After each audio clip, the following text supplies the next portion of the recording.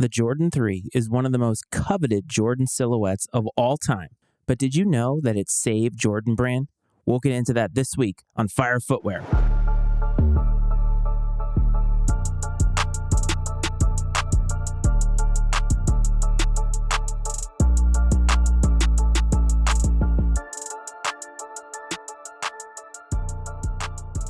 What's up, everyone? Welcome back to another episode of Fire Footwear. As always, this is your host, Matt Frates. I hope that this is finding you well, that you have had a great week since we last spoke, and I hope that you are ready for some fire content as always. First thing before we get started, I want to remind you that we started a YouTube channel. It is definitely in its infancy. There is a trailer, and there is one little piece of fun editing that I did last week. I'm hopeful that in the month of April, I will be able to start doing a little bit more regular content, but I don't want it to be a retread of what we are doing here. I want to make sure that it is worth your time and that it is something special compared to this podcast. So please take a look in the show notes and you can find the link to the YouTube channel there. Go subscribe and make sure that you are notified every time that I come out with new content. Last week, we talked about the Air Max 1. I mean, it is March. It is Air Max month. And so I feel like we should be talking about the Air Max because it is a shoe that is very much a part of Nike's history and Nike's story as to how they got here. I think a lot of times when we talk about sneaker culture, we focus on brands such as Nike,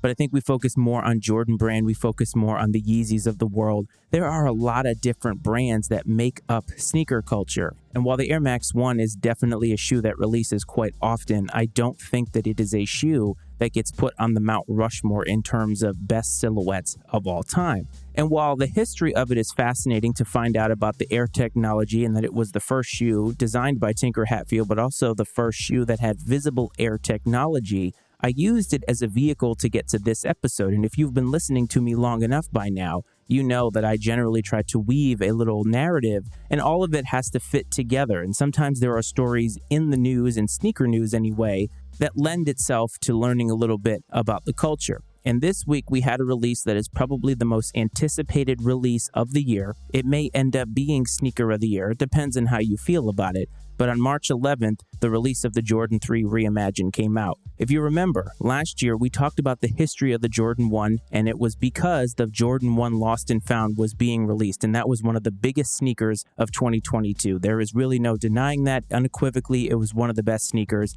even if it didn't make my sneaker of the year rank. The whole idea behind it was a reimagined look, and for the Lost and Found, what they were tapping into was that if you found a shoe in a mom and pop store in the back, it was almost as if you found a time capsule. That's really what they were going for. And while the idea was unique at the time, and some people, maybe the old heads, felt like it was a little bit too cheesy, and you know in the back of your mind, if they hit a home run with the Jordan 1 Chicago Lost and Found, which you knew that they were, because anytime a Jordan 1 Chicago releases, people are going to buy it, that they are then going to saturate the market by taking a whole bunch of Jordan retros and giving it the reimagined treatment. And a lot of people, I think, were skeptical as to what that saturation was going to look like. Now, just with anything, let's take A Ma Maniére, for instance, and I know that I pick on A Ma Maniére a lot when it comes to this kind of thing, but I think that they are the perfect example because when you take a brand like that and you take an idea, the very first thing that they come out with that really hits a home run is a home run. And the next one usually is a home run. You don't see too many sophomore slumps in terms of sneaker collaborations. You do sometimes, but I think for the most part, once a sneaker brand gets it and they work with Jordan Brand or they work with Nike and they hit a home run, they then kind of know the formula and they stick to it. And in the case of A Ma Maniére, they kind of hit more than one home run in a row. They hit 1, 2, 3, maybe even 4 home runs in a row. It depends on how you feel about the Jordan 2. And now they're coming out with a Jordan 5 and maybe fatigue is setting in. And so when it comes to being reimagined, the Jordan 1 Chicago was going to be a hit. It definitely was a hit. The execution was excellent. And then the Jordan 3 Reimagined started surfacing and people wondered what that was going to look like. And I have to tell you that looking at the photos, I think it was almost a better execution. It was basically taking the Jordan 3 white cement, which is one of the most iconic shoes of all time, and giving it just a little bit of an age treatment, giving that boxed and age look. It was again like finding a time capsule. And it was a shoe that sold out. And I have to tell you a funny story about this. At 10:33 a.m. on Saturday morning, I remembered that there was going to be a release of this shoe. What kind of a sneakerhead am I? I flat forgot about the biggest release of the year. Making breakfast for the family, sipping my coffee. Yeah, maybe it's a little late to be sipping coffee, but I like to have a pot of coffee and sip it throughout the morning up until lunchtime, and I just flat forgot. my day got consumed by other things. And as a sneakerhead, I just want you to know you have my permission to do other things and forget about sneakers from time to time. I do want you to listen to this show, but it's okay to forget about sneaker releases, even if they are the biggest of the year, because at the end of the day, hey, they're just sneakers. The hype around this shoe was huge, and you knew that it was going to be. I mean, the Jordan 3 White Cement is one of the most iconic shoes. So, of course, sneaker culture is going to gravitate toward it. They're going to buy it up. Old heads, of course, are going to love it because it represents the old times. It represents the actual OG of Jordan brand. And new heads are going to like it because it's hype. And so you kind of marry these two things together and you get basically a perfect storm of a release. But I think it's important to look at that release not just in saying that it's a great release. And don't get me wrong, it is an objectively great looking shoe. I would have loved to have it in my collection. C'est la vie, as they say, I will move on. But I think the history of the Jordan 3 is really important for us to break down here because I think if you are new to the sneaker game and you haven't done your research, you may not know that the Jordan 3 is really the linchpin which held Jordan brand together and made Nike go to the stratosphere because it kept Michael Jordan with the company. If you go back to the Jordan 2, what Nike was going for with the Jordan 2 was luxury and really some type of exclusivity. With all of the quality features, all the Italian leather, they were trying to make it a luxury shoe. In the end, though, what they're creating it for is an athlete. And at that time, in 1986, they were creating it for athletes that didn't really care that much about fashion. It was really about function. And at that time, Michael Jordan had an injury, or he was coming off an injury, and so they created the Jordan 2, sort of trying to do a little bit too much with it. The Jordan 2 looks nothing like a lot of the silhouettes around it, and that is because it was not designed by the person that we know designed all of the other shoes after it almost. So here we are in 1986, and the Jordan 3 is behind schedule. And why is that? Well, because Peter Moore, who was the creator of the Jordan 1, and Rob Strasser, who was a marketing VP for Nike, they both left, and they started their new company. And a new company that was trying to woo Michael Jordan to them. This is a huge thing, because if you remember when we talked about the Jordan 1, Michael Jordan coming out of college didn't want to sign with Nike. He was an Adidas guy. And in today's culture, sometimes we have Nike heads and we have Adidas heads. Sometimes you like your brands and you stick to your brands, and there's nothing wrong with that. Michael Jordan was a 20-something-year-old kid, and he liked what he liked. We all like those things. We have brand recognition. We have brand loyalty to things. Michael was that guy. But when it came down to the business sense of it, his mom made him go to the meeting with Nike, and they sold him on the Jordan 1 and being an athlete for Nike. But now that confidence was waning, at least from Michael Jordan's perspective. I don't think that he felt like the cornerstone of Nike. So the Jordan 3 was really a big deal because Michael really didn't want to stay. And Peter Moore and Rob Strasser are trying to get him to leave to come to their new fledgling company. And maybe he doesn't make it there, but he ends up at Adidas. Man, so many things could have been different. So they bring in Tinker Hatfield. And remember, last week I talked about Tinker Hatfield being responsible for the Air Max 1, being responsible for taking that risk of the air unit that was exposed. And all of the background around that with his architecture background and looking at a building in Paris and wanting to show the inside on the outside. There are so many things that are fascinating about it. But I use that as a vehicle to get to Tinker Hatfield designed that shoe, hit a home run with that shoe, and he was given the keys to this very large endeavor. Basically, if you're Nike executives, you're telling Tinker Hatfield, we are giving you the assignment to keep Michael Jordan at our brand. That is a lot of pressure, especially knowing that they're 6 months behind, especially knowing that Michael's not happy with the last shoe. So Tinker Hatfield comes in and he needs to make a statement. They know that he made a statement by taking a risk with the Air Max 1. It was a huge success. But right now, Jordan brand is not really a thing, and Nike needs to keep Michael at the company. So what does Tinker Hatfield do? He does something that I think is not that crazy, but obviously was crazy at the time. He goes directly to Michael to get direct feedback. Hey, Michael, Tinker here. I'm designing the next Jordan for you. I want to know, what do you want? Think about that for a second. He's getting Michael's opinion. You want to keep Michael at the company? Design a shoe that he's going to like. And how do you do that? You get his direct feedback. So he does that. Michael tells him basically 3 things. I want a mid-top, not a high top. The last 2 Jordans were high tops. The 1 and the 2 were high tops. And that was what a lot of players were wearing. And I think the high top was very similar to what a lot of athletes were wearing in the NBA at that time. Michael wanted to go away from that. He wanted a shoe that would break in very, very easily with nice, supple leather. And number 3, he wanted something sophisticated. He wanted it to pop. And the Jordan 2 did kind of check that box, but not with all the other aesthetics on it. The Jordan 2 was trying a little bit too hard. It needed something that was a little bit more Michael, a little bit more Michael Jordan, but also something that could appeal to the masses. The Jordan 2 didn't really do that. So Tinker takes that feedback and says, okay, let me go do my thing. So there's a lot of work that needs to be done. They're 6 months late. So here we go. Tinker Hatfield shoots his shot, and they have a meeting with Michael Jordan. Well, Michael Jordan is late to this presentation, 4 hours as a matter of fact. And why? Because he was playing golf with Peter Moore and Rob Strasser. Talk about stressful. Apparently, Michael shows up to the meeting late, and he's kind of going through the motions. They felt like maybe he wasn't really invested in this, and maybe they'd already lost him. So they did something else risky. They let Tinker Hatfield, the designer, make the presentation. As soon as he takes the veil off of the shoe, Michael is there. And there's a couple things that the Jordan 3 did that not only really set the tone for the rest of Jordan Brand, but really it kept Michael at the company because it really created Jordan Brand. The thing most important about the Jordan 3 was the Jumpman logo. And we all know that that was inspired by an ad in which he made that famous pose, a 1984 ad. And by putting that prominently on the tongue, it let Michael know that you are the future of the brand. We are putting you first and foremost, front and center, at the forefront of Jordan Brand. This is your company. This is your brand moving forward. And then all the other things that he wanted were checked off on this. The Jordan 3 black and white cements were great looking shoes. I mean, think about shoes that can actually stand the test of time for almost 40 years. Kids now will wear them because they are still cool. All the iterations of the Jordan 3. Everything about it was a home run, and it kept Michael Jordan at the company. He signed an extension after that, and the rest now is history. Michael first started being cited in the Jordan 3 in November of 1987. He wore the white and black cements, of course, which were released in 1988, but he was very famous for wearing them over All-Star Weekend in 1988. Famously wore the white cements for that free throw dunk, and then you had the free throw one, which had the little line underneath on the outsole. That was really, really cool. He wore the black cements during the All-Star game and throughout that season. And it's interesting because there was a huge marketing campaign which saw Spike Lee as Mars Blackman, which was from a movie. I can't remember what it was called. I probably should know that, but I'm sorry, I don't. And really, the Jordan 3 took off not just with Michael, but with the masses. And at $100, it was expensive, but apparently not too expensive for people to buy it. So it blew up. The Jordan 3 worked. It did everything it needed to do.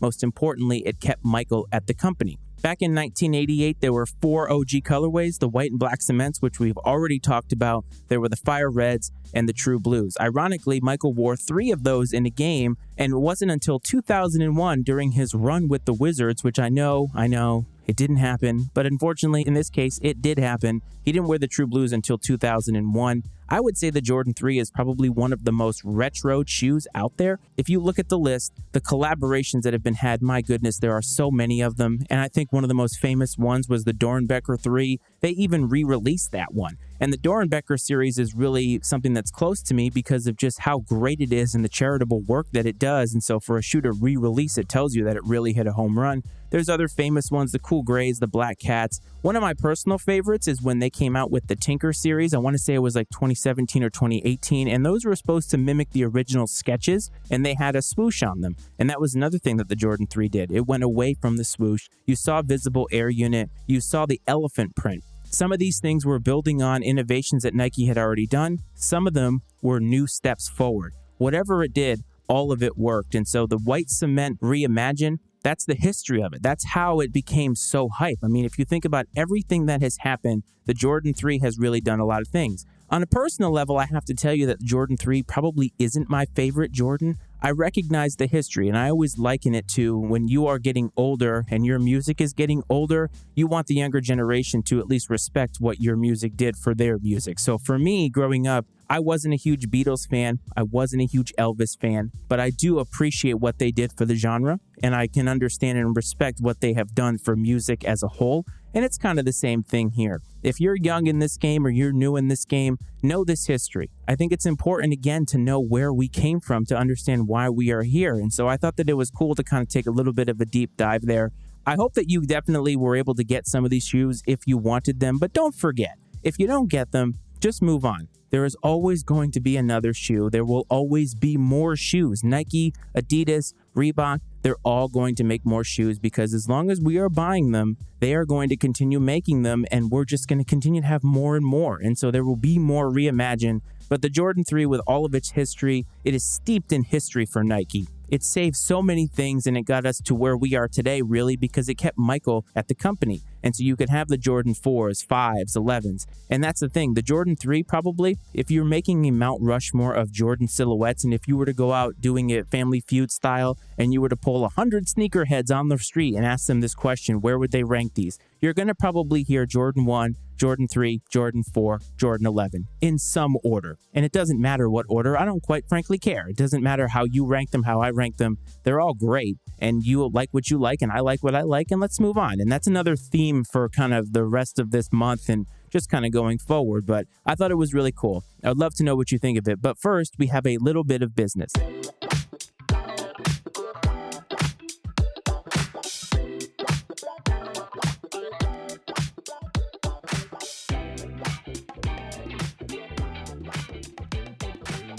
Release of the week, where I talk about a shoe release that I think is important to me. It's not necessarily going to be hype, but hey, you know what? It's something that I think that you should know about because it's either personal to me or just a damn fire shoe. And we are going to go to Reebok. Now, if you are old like me, you remember Reebok with your mom and people of that age wearing them to aerobics classes. Reebok came out of Adidas, and not a lot of people know that, but Reebok had a time. And I know that they are having a little bit more of a time because there's so many retros. But for me, Reebok is what started me down the path of sneakerheaddom. And it wasn't something that would manifest itself until 2018 when I actually had money to buy sneakers. But when I was a kid, there was one pair of shoes that I always wanted, and it was the Reebok Pump. And on March 17th, Reebok is putting out what's called the Rec Center Pack, and it's got the Pump Omni Zone 2 and the Question Low. And both of these are absolute fire. I love the Question. They're a basketball shoe. I appreciate them. I love them. I could never wear them recreationally in terms of my outfit. I could wear them playing basketball, but I don't really play a lot of basketball, so there's not a lot of point in me buying them.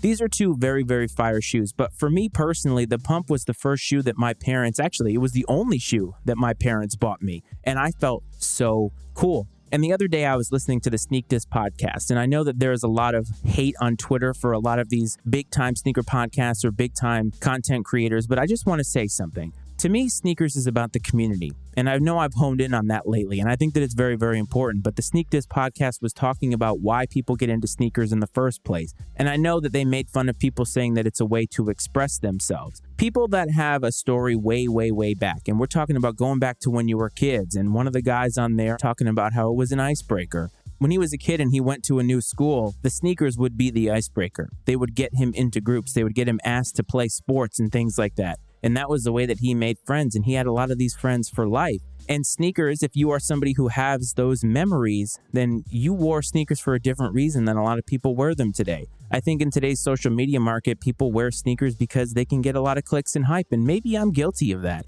because I know that I have some hype shoes and I post them on the internet, but I will say this. I don't think that I do it for clout, but maybe I do, and it's something that I need to think about. But I went back in time and thought about what was the shoe that got me into this, and it was the Reebok Pump. It was a shoe that was huge in the early 90s. There was a lot of athlete endorsement behind it. It was really, really awesome. I did an episode last year sometime about some of the most forgotten or underrated silhouettes of all time, and I think it was a lot of those trainers, a lot of the early 90s silhouettes that a lot of people forget about. The Reebok Pump is a shoe that I've never forgotten about. And I remember my mom finally buying it for me, and it was just it was a big moment because my mom was not into buying things like that.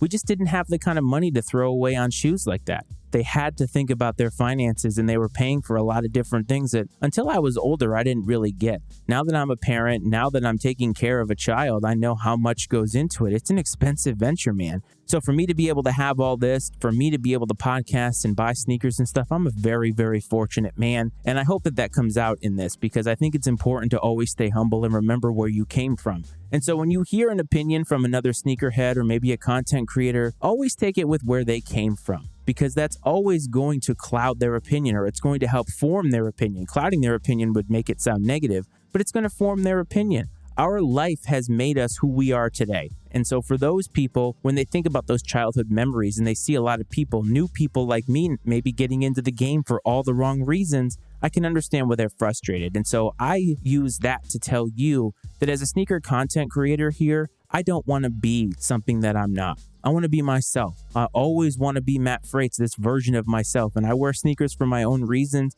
And whether you like me for that or not, it's really irrelevant to me. I want to connect with you about the shoes. And I think that people like the Sneak Diss podcast and other people, that's what they really want to do.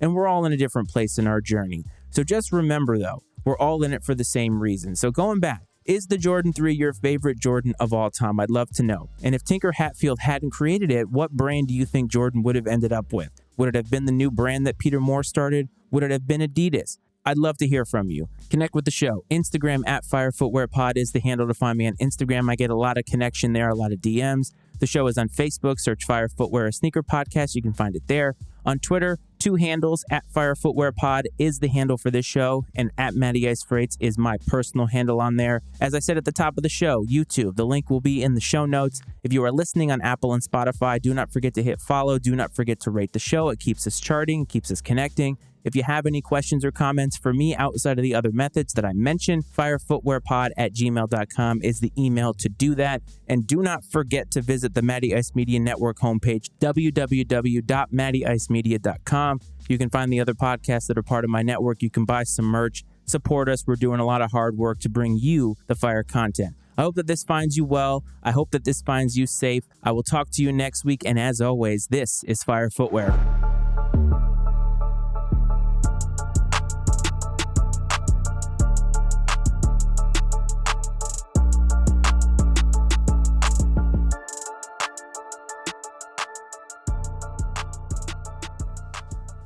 The opinions and viewpoints expressed on Fire Footwear are those of Matt Freights and his guests, and not necessarily those of the Matty Ice Media Network. Fire Footwear is exclusively owned by Matt Freights and is brought to you by the Matty Ice Media Network.